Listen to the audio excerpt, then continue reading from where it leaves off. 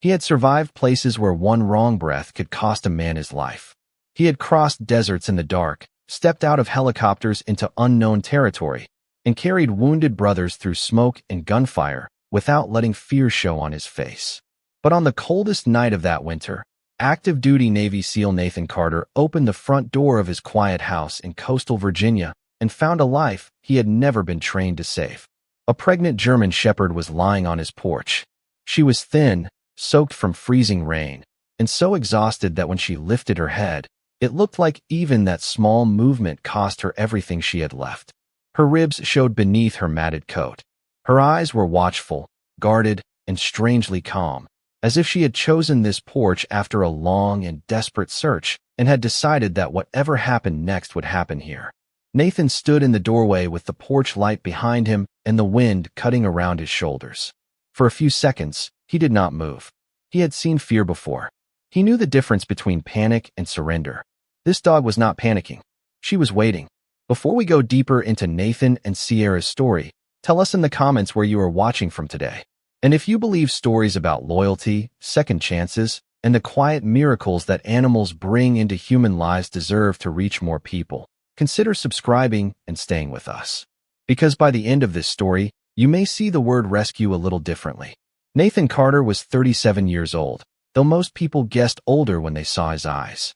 Not because he looked worn down, exactly, but because there was a heaviness in him that age alone could not explain. He lived in a small house near the edge of a quiet neighborhood outside Virginia Beach, close enough to hear distant traffic from the base on certain mornings and close enough to smell salt in the air when the wind came off the Atlantic. His house was neat in the way military men often keep things neat. Shoes lined perfectly near the door. Keys in the same dish every evening. Bills stacked by date. Coffee mugs in one cabinet, plates in another. Nothing out of place, nothing unnecessary, nothing that gave away too much about the man who lived there. There were no framed family vacations on the walls. No old baseball gloves in the garage. No dog bed in the corner. No second toothbrush by the sink. Nathan had a sister named Emily, a few close teammates, and a long list of people who trusted him with their lives. But he had built his private life around silence. He told himself it was easier that way. Deployments came and went. Orders changed. People left. Some never came home. Silence, at least, did not ask anything from him. That night, he had been awake long after midnight, sitting at the kitchen table with a mug of coffee gone cold beside his laptop. Outside, the temperature had dropped below freezing. Rain tapped against the windows and turned to sleet near the porch steps. Nathan had been reviewing equipment notes for an upcoming training block, but his mind kept drifting. The house felt louder than usual, not with sound, but with the absence of it. Then he heard something. At first, it was only a faint scrape. He looked toward the front hall and listened. Nothing. He turned back to the laptop. A few seconds later, it came again, followed by a soft, uneven breath. Nathan closed the laptop. His body moved before his thoughts did. He crossed the hall quietly, glanced through the narrow window beside the door, and saw a shape curled beneath the porch light. When he opened the door, the German shepherd looked up at him. She did not bark. She did not growl. She did not try to run.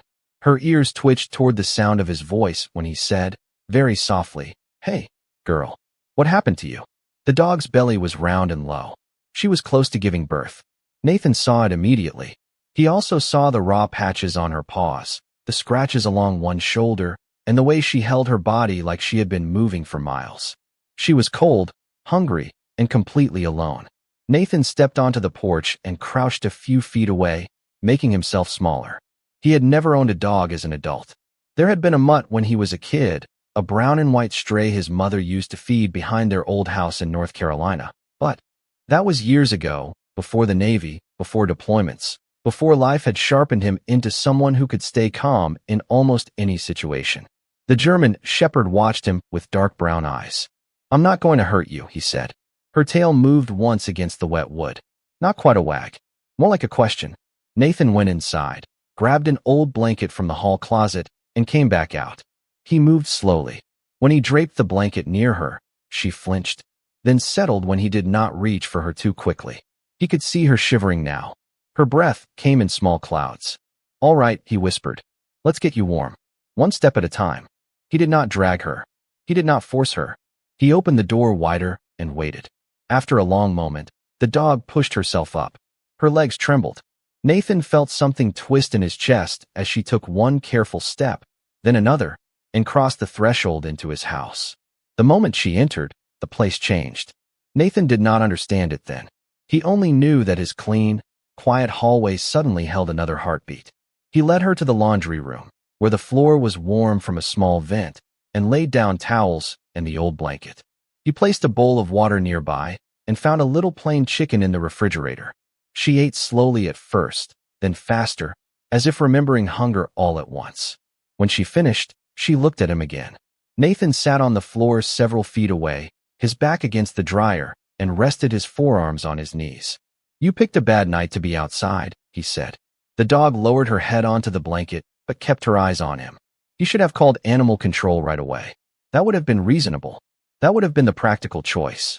But as the sleet scratched against the windows and the German Shepherd finally stopped shaking, Nathan felt the first crack in a wall he had spent years building. He did not call anyone that night. He stayed beside her until almost dawn. By morning, the storm had moved out over the water, leaving the streets silver with ice. Nathan had slept for maybe an hour on the couch, waking every few minutes to check the laundry room. The German Shepherd was still there, breathing steadily, her body curled protectively around her belly.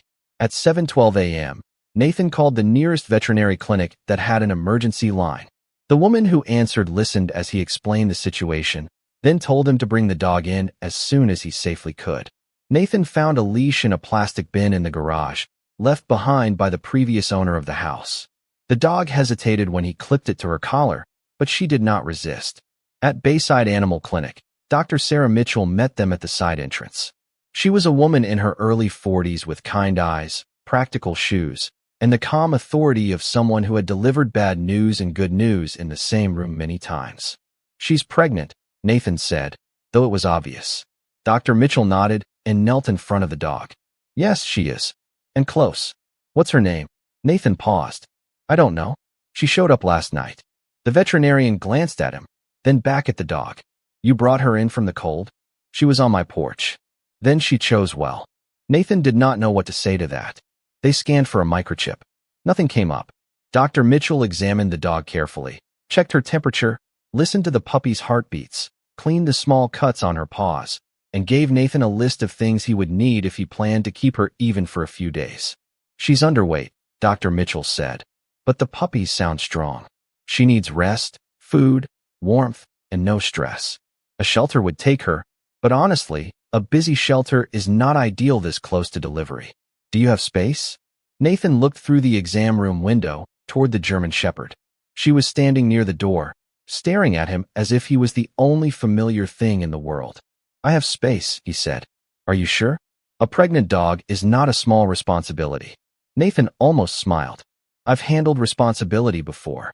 Dr. Mitchell gave him a look that suggested she had heard that kind of answer from men who did not fully understand what they were agreeing to. "This will not be a military operation, Mr. Carter. She will need patience more than control." "Understood." On the drive home, the dog lay across the back seat of Nathan's truck, exhausted but calm. Every few minutes, he looked in the rearview mirror to make sure she was still breathing normally. At a red light, he caught her watching him. "You need a name," he said. He thought of different possibilities, most of them too soft or too strange for a German Shepherd who had survived a freezing night alone. Then he thought about the Sierra Nevada mountains, about strength, endurance, and beauty that did not ask to be noticed. "Sierra," he said. "How about that?" Her ears lifted. Nathan nodded once. "Sierra it is." Over the next week, Sierra slowly taught Nathan what his house had been missing. Not dramatically, not all at once. She changed it through small things. The sound of nails clicking across the kitchen floor. The warmth of another body resting near his chair. The way she lifted her head whenever he entered a room, as if his return mattered, even when he had only stepped out to get the mail. Nathan set up a whelping area in the spare bedroom he had been using for storage. He moved boxes into the garage, laid down washable pads, bought blankets, puppy formula, a heating pad, a digital scale, and more supplies than Dr. Mitchell had probably expected him to buy. When Nathan committed to something, he did not do it halfway. Still, Sierra did not respond to efficiency. She responded to gentleness. The first time he moved too quickly near her food bowl, she froze. Nathan stopped instantly and backed up. "Okay," he said. "That's on me. I should have warned you." The next time, he spoke before entering the room. "Just me, Sierra?" Coming in. Little by little, she relaxed. He learned that she liked to sleep where she could see the door. He learned that she did not like raised voices, even on the television. He learned that she watched people more than rooms, and that she made decisions carefully. She was not timid. She was discerning. There was a difference. One morning, Nathan sat on the porch with a cup of coffee while Sierra rested near his boots. The air was still cold, but the sky had cleared. Across the street, a neighbor scraped frost from a windshield. Somewhere down the block, a school bus hissed to a stop. Nathan looked down at Sierra.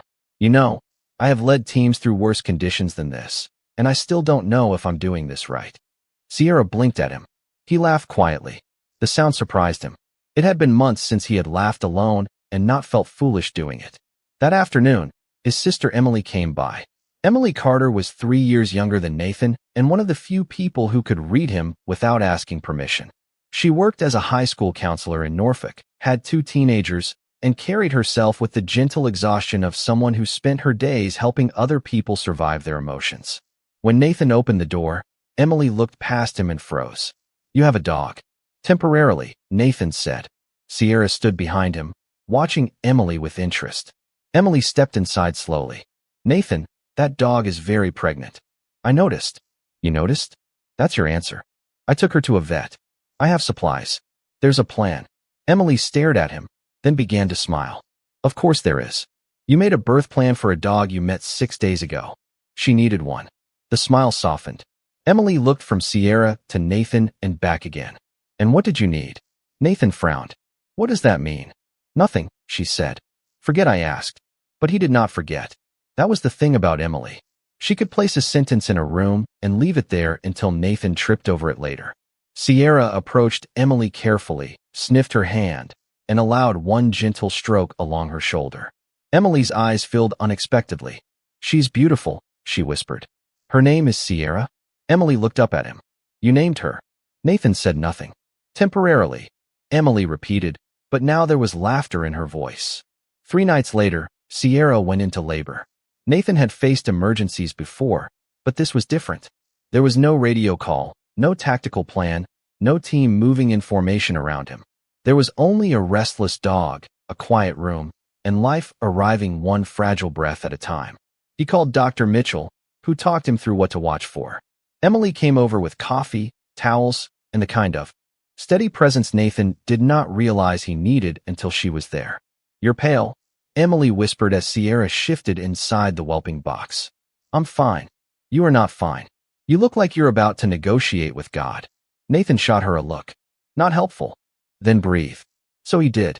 The first puppy arrived just after midnight, small, dark, and slick with birth. Sierra knew what to do. Her instincts took over in a way that humbled Nathan. She cleaned the puppy, nudged it close, and watched Nathan with fierce determination, as if warning him that she trusted him but not enough to stop paying attention. "Good girl," Nathan whispered. "You're doing good." By dawn, there were 6 puppies pressed against their mother, each one making tiny, desperate sounds that filled the room with life. Sierra was exhausted. Nathan was exhausted. Emily had fallen asleep in a chair with her chin against her chest. Nathan sat on the floor beside the whelping box and looked at the scene in front of him. His house had once been so quiet that he could hear the refrigerator hum from the living room. Now it held 6 newborn puppies and a mother dog who had trusted him enough to bring them into the world there. Sierra lifted her head and looked at him. Something inside Nathan gave way. He had thought he was saving her from the cold. He had thought he was doing the decent thing, the responsible thing, the thing any honorable person should do. But sitting there in the soft morning light, listening to those puppies breathe, he understood that Sierra had brought something into his house that no amount of order or discipline could create. She had brought belonging. In the weeks that followed, Nathan's life changed around feeding schedules, vet appointments, laundry, and sleep broken into small pieces. He weighed each puppy every morning and wrote the numbers on a yellow legal pad. Emily teased him for making a chart. Dr. Mitchell told him the chart was actually useful, which Nathan accepted with unnecessary seriousness. The puppies developed personalities quickly. The largest male was bold and clumsy, always pushing toward Sierra first and falling over his own paws.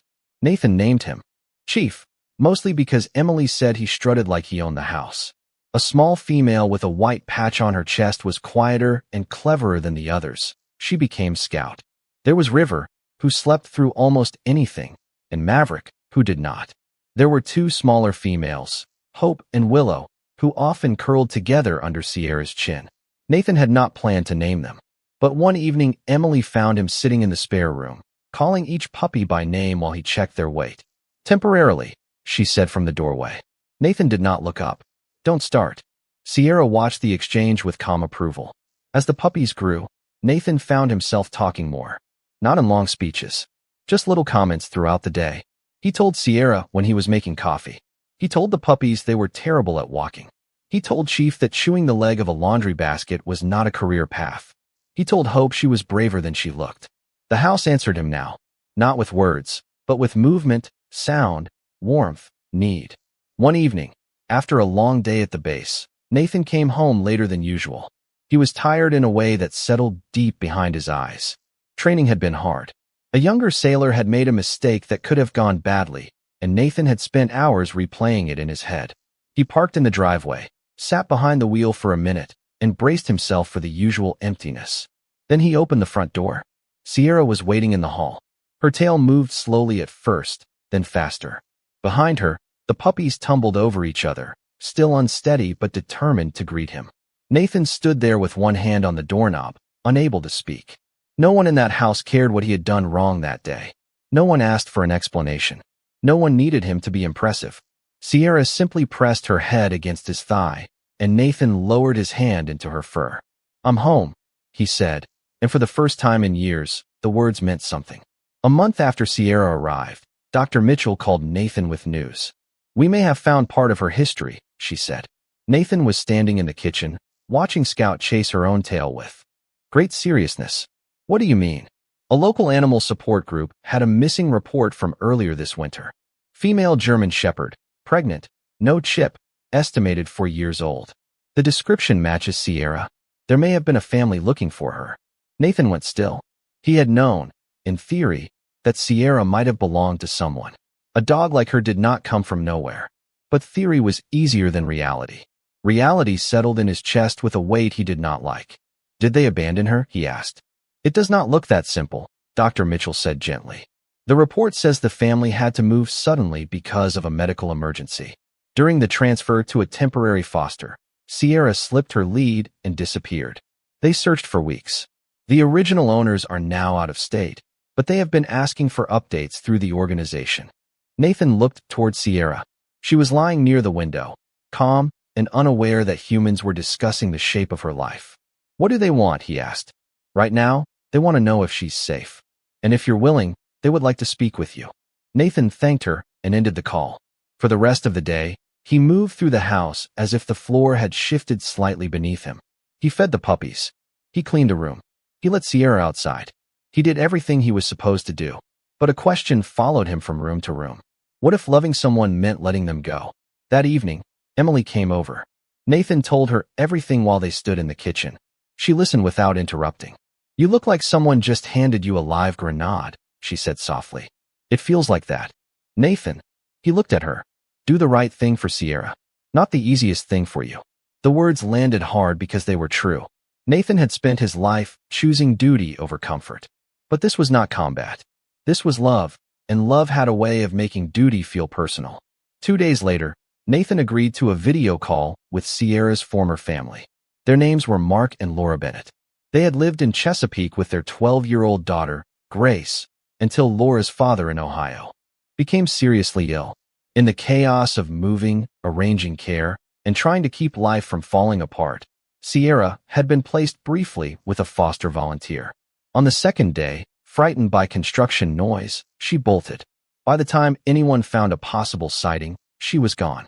Grace appeared on the screen holding an old photograph of Sierra as a younger dog wearing a red bandana. "Is she okay?" the girl asked. Nathan swallowed. "She's safe. She had 6 puppies. They're all healthy." Grace covered her mouth. Laura began to cry quietly. Mark looked down, trying to hold himself together. Nathan turned the laptop so they could see Sierra resting with her puppies. Sierra lifted her head at the sound of their voices. Her ears moved.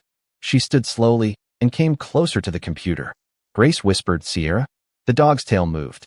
Nathan had expected pain. He had expected confusion, maybe even conflict.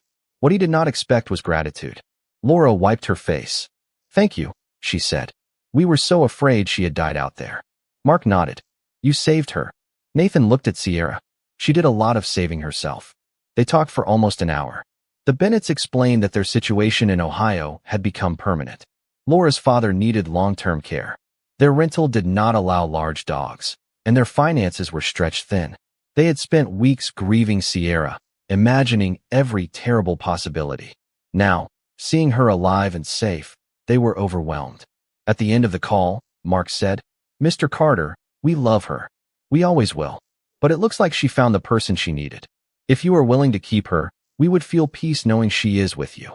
Nathan did not answer right away. He looked at Sierra, then at the puppies asleep beside her. "I am willing," he said, his voice rougher than he expected. "More than willing." Grace leaned toward the camera. "Can we still see pictures sometimes?" Nathan smiled. "As many as you want." When the call ended, Nathan sat silently at the kitchen table. Emily, who had come over for support and stayed out of view, placed a hand on his shoulder. "You okay?" Nathan nodded, but his eyes stayed on Sierra.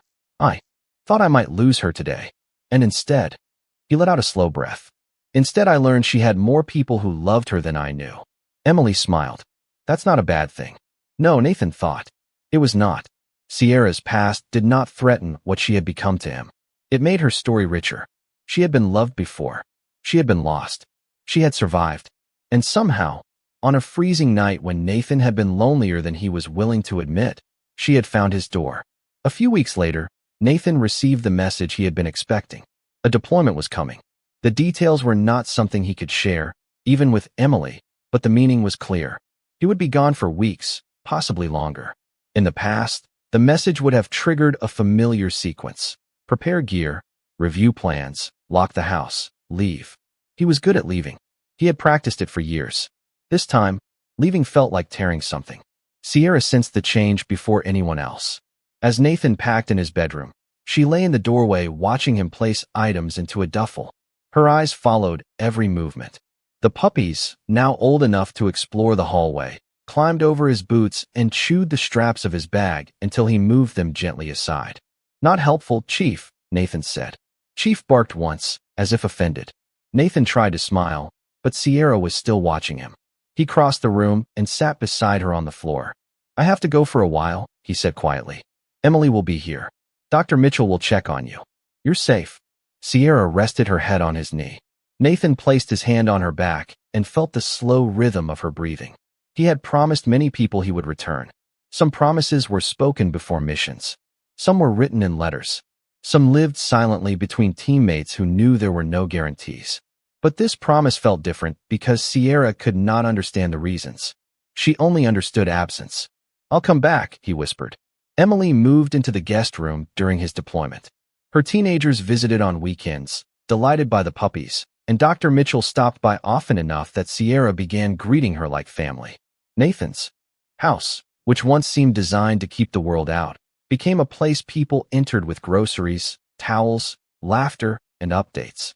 Emily sent Nathan photos whenever she could. Sierra lying in the sun. Scout asleep inside one of Nathan's boots. Maverick covered in flour after somehow tipping over a bag from the pantry. Hope curled in Emily's lap while she graded student essays. Nathan looked at those pictures in brief stolen moments, sometimes under harsh lights in a temporary workspace, sometimes alone with the tiredness of the day pressing on him. He never replied with much. Usually only, "Thank you," or "How is Sierra?" But the photos became anchors. Proof that somewhere beyond the mission, beyond the noise and uncertainty, a home was waiting. One evening, Emily called when Nathan was able to answer. Her face appeared on the screen, tired but smiling. "You have no idea what your dog did today," she said. Nathan's expression changed. "What happened?" "Relax. It's good. My neighbor's little boy, Mason, came by with his mom. He's been having a hard time since his dad deployed. Barely talks at school, according to his mom. Sierra walked right up to him, sat down, and put her head in his lap. He started crying into her fur. Then he told his mom he missed his dad. First time he said it out loud. Nathan looked away from the screen. Emily's voice softened. She knew Nate. Somehow she knew that kid needed her. Nathan thought about Sierra on his porch, choosing not the nearest house, perhaps, but the one where another lonely heart lived behind the door.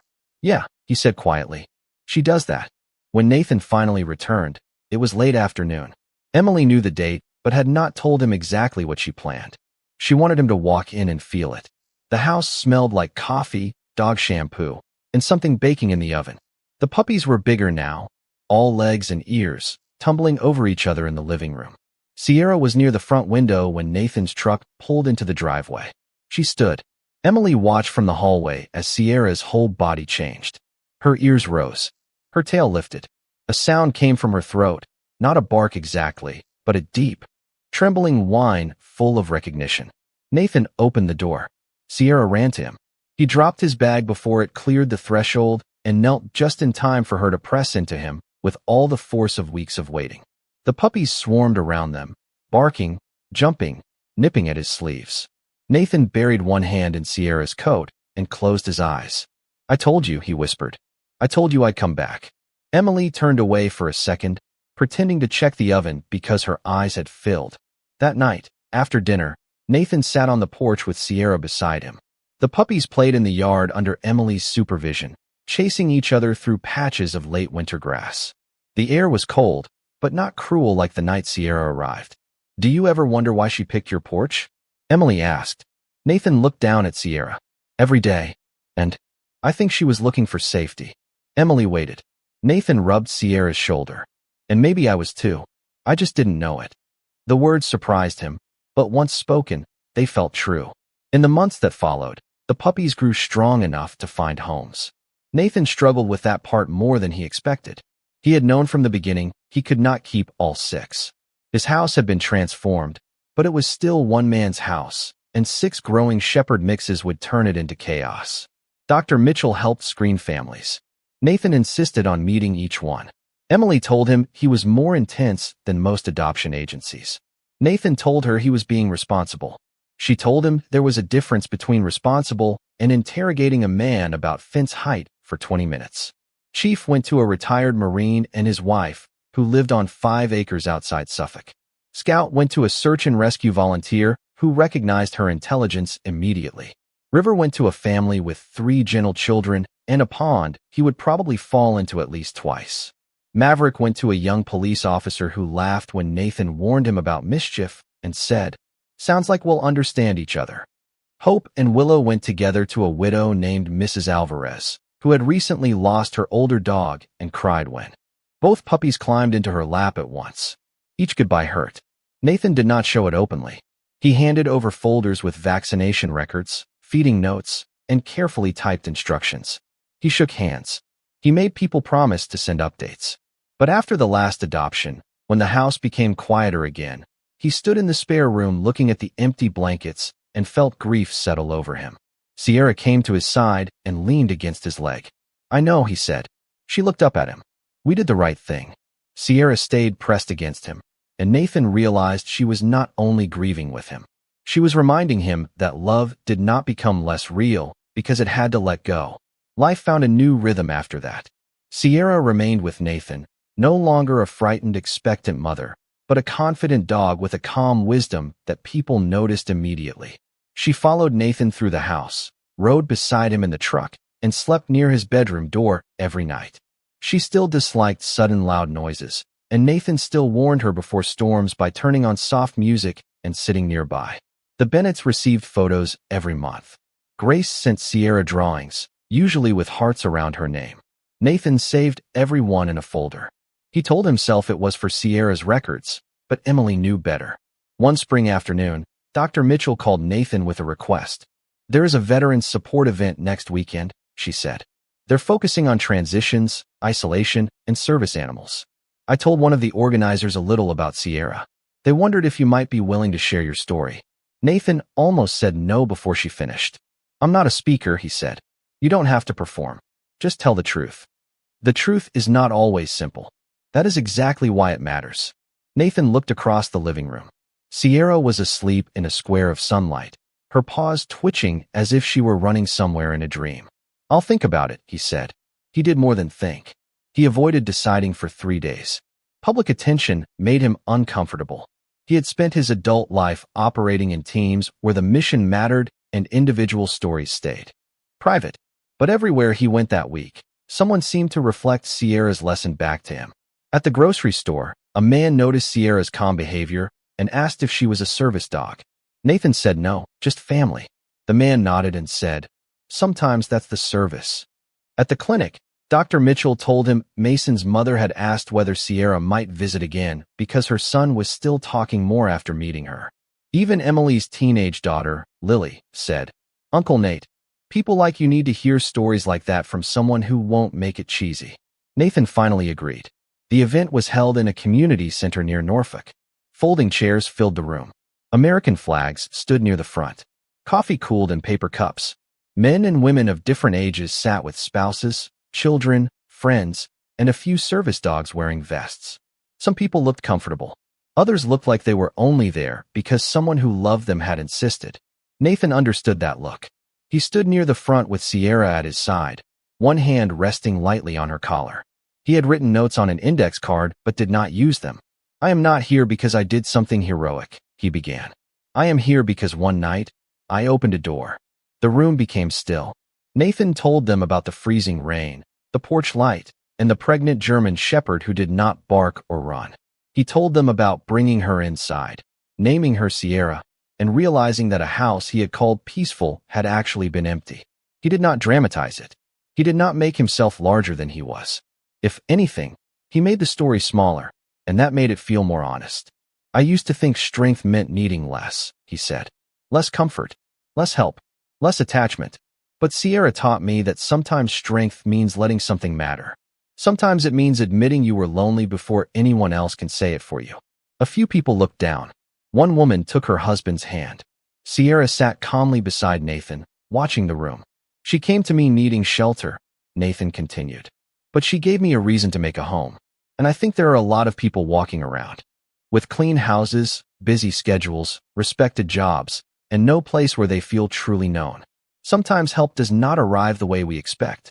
Sometimes it has 4 paws and tired eyes and waits outside your door until you finally open it." Afterward, people came up to meet Sierra. A Vietnam veteran named Robert Lewis knelt carefully in front of her, his hands shaking a little. Sierra stepped close and rested her head against his chest. Robert closed his eyes. "I had a shepherd when I came home," he said after a moment. "Only one in the house who didn't ask me to explain myself." Nathan nodded. "They have a way of doing that." Robert opened his eyes, wet but steady. "A person can have a hard past and still be worth waiting for. Your dog reminded me of that." On the drive home, Nathan did not say much. Sierra rode in the passenger seat, secured by the harness Nathan had bought after Emily lectured him about safety. At a stoplight, he looked at her and shook his head. "You realize you're the brave one, right?" Sierra yawned. Nathan smiled. "Good talk." The event led to more invitations, though Nathan accepted only a few. He was careful not to turn Sierra into a symbol so large that people forgot she was also simply a dog who liked scrambled eggs, hated vacuum cleaners, and stole socks from the laundry basket. But when there was a Veterans Family Day, or a school program about kindness to animals, or a small fundraiser for the local shelter, Nathan sometimes went. Sierra had a gift for finding the person in the room who needed her most. She sat beside a teenager whose older brother had been deployed. She leaned against a widow who had come to the shelter fundraiser alone. She rested at the feet of a young sailor who admitted to Nathan, in a quiet hallway, that he was scared of going home because home did not feel like home anymore. Nathan listened more than he spoke. That, too, was something Sierra taught him. One summer evening, Emily joined him on the porch after dinner. The air smelled like cut grass and the ocean. Sierra lay between them, her gray-streaked muzzle resting on her paws. The puppy's new families had sent updates that week. Chief guarding chickens. He had no authority over, Scout beginning search training, Hope and Willow sleeping on Mrs. Alvarez's couch like queens. Emily looked around the porch. "Do you remember what this place was like before her?" Nathan leaned back in his chair. Quiet. That's one word. Empty, he admitted. Emily nodded. You were empty too. He looked at her, but there was no defensiveness in him now. Maybe. Not broken, she said quickly. Just locked up. Like you thought if you needed nothing, nothing could be taken from you. Nathan stared out at the yard. Fireflies blinked near the fence. That sounds about right, he said. Emily's voice softened. And then a pregnant dog showed up and ruined your whole system. Nathan laughed. Completely destroyed it. Sierra lifted her head at the sound of his laughter, decided nothing important was happening, and put it back down. For a while, brother and sister sat without speaking. Nathan had learned that silence did not always mean loneliness. Sometimes silence meant comfort. Sometimes it meant there was no need to fill the space because the space was already full. A year passed. Nathan still deployed. He still trained. He still carried responsibilities he rarely described. But he no longer moved through life like a man who belonged only to his duty.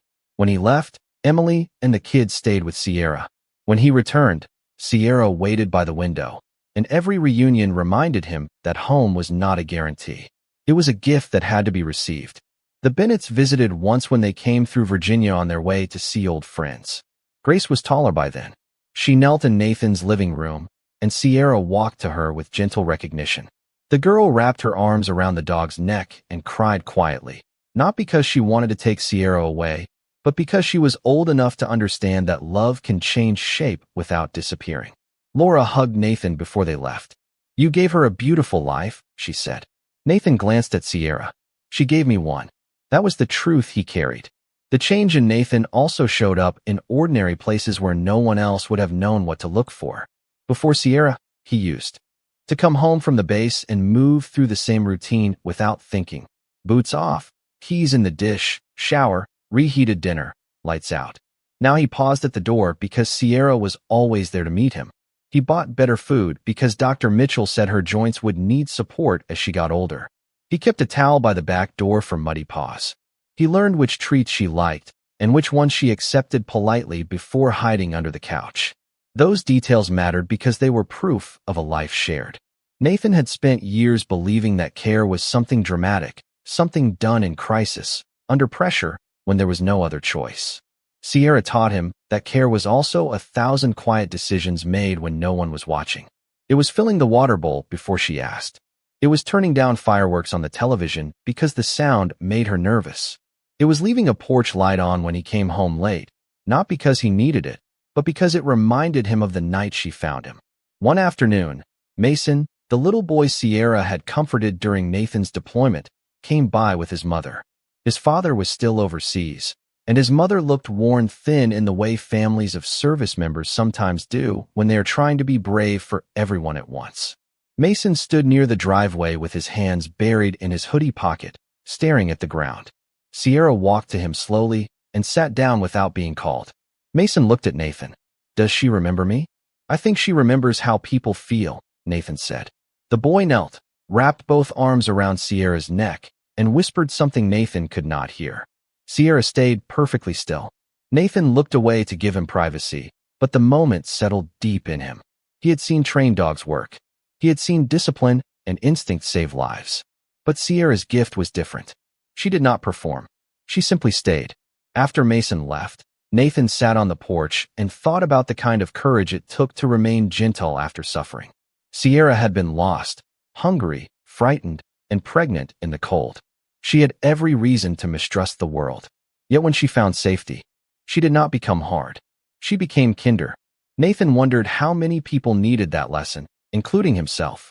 The next time he spoke at a small veterans gathering, he did not talk much about service or missions. He talked about that.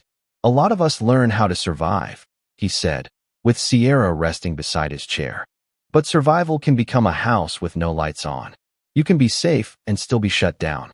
Sierra reminded me that healing is not only getting away from what hurt you. Sometimes healing is learning how to be soft again without being ashamed of it. A man in the back of the room lowered his head. A woman near the aisle wiped her eyes. Nathan did not feel proud in that moment. He felt grateful because the words were not really his. They belonged to the dog who had lived them. When the meeting ended, a young veteran named Aaron approached him. Aaron was barely 26, with tense shoulders and the restless eyes of someone who still slept lightly. He asked if he could pet Sierra. Nathan nodded. Sierra accepted him with the same quiet patience she gave everyone who came to her honestly. I don't know how to go back to normal, Aaron said after a while. Nathan considered the word. Normal had once sounded like something everyone else understood, and he had somehow missed. Maybe don't start with normal, Nathan said. Start with one thing that makes you feel like you can breathe. Aaron looked at Sierra. Like a dog. Maybe. Or a walk. Or calling somebody back.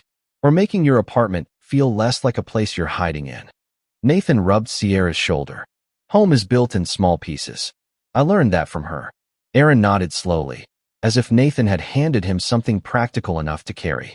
That night, Nathan returned home and found Emily waiting with takeout on the kitchen counter.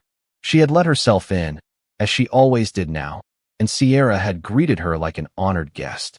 You know, Emily said, handing him a container of noodles. Mom would have loved seeing this version of you. Nathan paused. Their mother had died 6 years earlier, while he was overseas. He had made it home for the funeral, but not for the goodbye. It was one of the griefs he kept packed away because there had never been time to unpack it properly. She would have loved Sierra, he said. She would have said Sierra was sent to you. Nathan smiled faintly. She said that about every stray animal in the neighborhood. And she was usually right. They ate in comfortable silence. Later, Nathan found an old photo album in a closet and opened it for the first time in years. There was his mother on the back steps of their childhood home, feeding that old brown and white stray from a chipped bowl. Nathan remembered her voice saying, "You never know what kind of angel is wearing fur." At the time, he had laughed. Now, sitting on the floor with Sierra's head resting against his knee, he understood her in a way he had not been ready to understand before. One cold December night, almost exactly a year after Sierra had first appeared, Nathan found himself awake again after midnight. The house was not silent anymore. Sierra slept near the couch. A framed drawing from Grace hung in the hallway. A photo of the 6 puppies sat on the mantel beside a picture of Emily's kids. There were scratches on the floor near the back door, dog hair on the rug, and a basket of toys in the corner that Nathan no longer bothered pretending was temporary. Outside, sleet tapped against the windows. Nathan stood and walked to the front door. He opened it. The porch was empty, but he could still see it as it had been that night. The pool of yellow light, the trembling dog, the eyes that asked a question he had not known his life was ready to answer. Sierra rose from the living room and came to stand beside him. She looked out into the cold, then leaned against his leg. I know, Nathan said quietly. I think about it too. He crouched and placed both hands on either side of her face. Her muzzle had a little more gray now. Her eyes were the same. I thought I was opening the door for you, he whispered. Turns out, you were opening one in me. Sierra pressed her forehead against his chest. Nathan stayed there for a long moment, listening to the storm and the steady breathing of the dog who had changed everything. He thought about all the years he had. Believed being strong meant standing alone. He thought about the people he had protected, the friends he had lost, the missions that had shaped him, and the quiet house he used to come back to without ever asking why it hurt so much. Then he thought about Sierra's tired body on the porch, her trust, her puppies, her past, the family that had loved her before, the people she comforted after, and the strange mercy of being found when you did not even know you were lost. The greatest rescue in Nathan Carter's life did not happen in a war zone.